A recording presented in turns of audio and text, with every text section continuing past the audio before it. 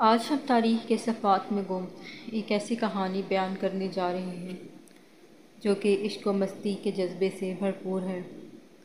آج ہم آپ کو سندھ کی مشہور ہستی کے بارے میں بتائیں گے کہ کیسے انہوں نے ایک امیر گھرانے کی لڑکی سے محبت کی اور پھر اس لڑکی کی خاطر کیا کیا نہیں کر ڈالا، اور وقت کس طرح سے پلٹا اور کیسے اس ہستی کی لڑکی سے شادی ہوئی۔ اس ہستی کا نام شاہ عبداللطیف بھٹائی ہے۔ شاہ عبداللطیف بھٹائی کو زیادہ تر لوگ صوفی بزرگ اور ایک شاعر کے طور پر جانتے ہیں، مگر عزیز دوستو، ان کی زندگی کا ایک پہلو ایسا بھی ہے جس کو شاید ہماری نوجوان نسل نہیں جانتی، اور وہ ہے ان کی داستان عشق۔ 17ویں صدی عیسوی میں حیدرآباد حالہ سندھ کے ایک قریبی گاؤں بھٹے پور میں سید حبیب شاہ نامی ایک شخص رہا کرتے تھے۔ آپ کا تعلق نہایت علمی اور ادبی گھرانے سے تھا۔ مورخین کے مطابق امیر تیمور آپ کے آباء و اجداد کے عقیدت مندوں میں شامل تھا، اور اسی نے حبیب شاہ کے خاندان کو یہاں لا کر بسایا تھا۔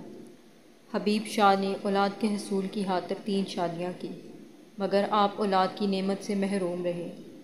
پھر ایک روحانی بزرگ سید ہاشم شاہ کی دعا سے سید حبیب شاہ کے گھر ایک ایسی ہستی نے جنم لیا جس نے سندھ کی دھرتی کو اپنے کلام و کردار سے محبت اور امن و سکون کا گہوارہ بنا دیا۔ یہ ہستی شاعر محبت صوفی بزرگ شاہ عبداللطیف بھٹائی کی تھی۔ بیٹے کی پیدائش کے بعد شاہ عبدالحبیب حالہ چھوڑ کر کوٹڑی آ کر آباد ہو گئے۔ ان دنوں کوٹڑی کا جاگیردار نواب مرزا مغل بیگ ارغون تھا۔ یہ سید حبیب شاہ کی ولی صفت شخصیت سے بے حد متاثر ہوا اور آپ کے عقیدت مندوں میں شامل ہو گیا۔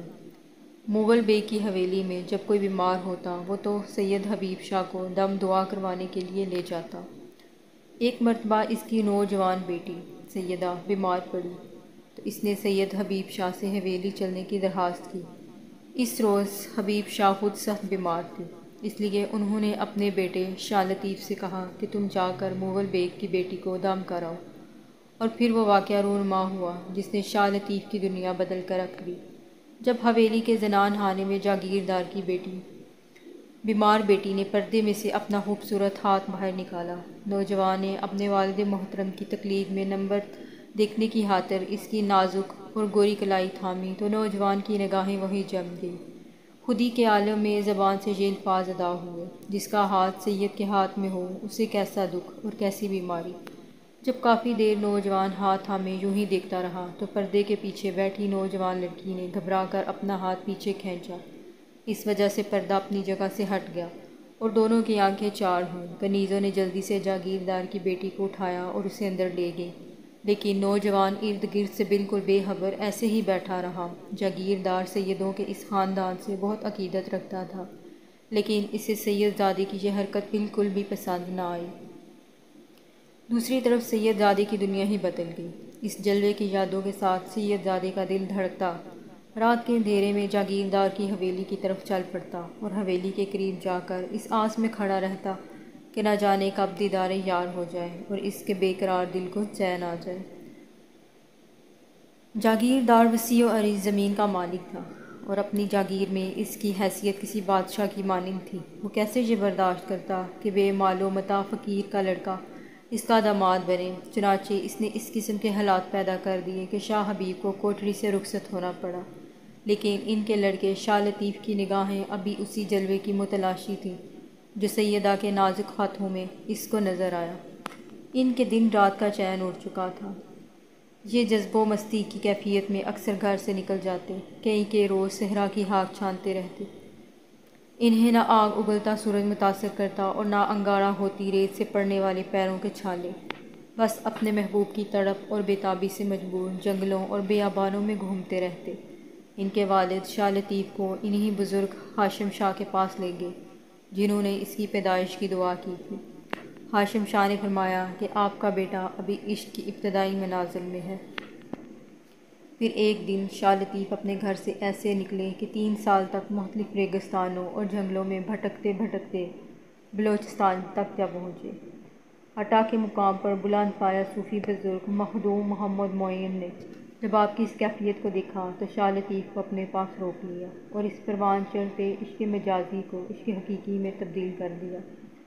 محمد معین نے آپ کو سمجھایا کہ تم جس چیز کو جنگلوں اور ریگستانوں میں تلاش کر رہے ہو وہ تو دراصل تمہارے اندر ہی موجود ہے، اور شاہ لطیف کو روحانیت کے ایسے راست پر گامزن کیا جہاں سکون ہی سکون تھا۔ اپنے مرشد کی ہدایت پر شاہ لطیف 1713 میں اپنے والدین کے پاس واپس پہنچے۔ وہاں کی تو دنیا ہی بدل چکی تھی۔ چند افراد نے ذاتی دشمنی کی بنا پر مرزا مغل بیگ الغون کی حویلی پر حملہ کر دیا تھا اور اس گھرانے کے تمام مردوں کو قتل کر کے تمام مال و دولت لوٹ کر لے گئے تھے۔ مرزا خاندان میں سے صرف چند خواتین، ایک 9 عمر لڑکا باقی پیچھے رہ گئے تھے۔ ان خواتین نے اپنے اس عذاب کا سبب سید زادے کی ناراضگی کو ٹھہرایا۔ جب انہیں اطلاع ملی کہ شاہ لطیف واپس لوٹ آئے ہیں تو یہ دوڑے دوڑے شاہ لطیف کے پاس معافی مانگنے کی غرض سے حاضر ہوئے اور اپنی خوبصورت بیٹی سیدہ کی شادی شاہ لطیف سے کرنے کی گزارش کی، جن کی خاطر شاہ لطیف نے در در کی ٹھوکریں کھائی تھیں۔ آج قدرت نے انہیں ان کی جھولی میں ڈال دیا، لیکن شاہ لطیف اپنی محبت کو حاصل کر لینے کے بعد یاد الہی سے غافل نہیں ہوئے۔ عشق حقیقی کی شمع جو آپ کے دل میں روشن ہوئی تھی، اس میں مزید آپ نے اضافہ کیا اور روحانیت کے اعلیٰ مقام پر فائز ہوئے۔ آپ عوام میں اپنی شاعری کے حوالے سے بہت زیادہ مقبول ہیں۔ آپ کی شاعری محبت، امن و سکون اور پاکیزگی کا درس دیتی ہے۔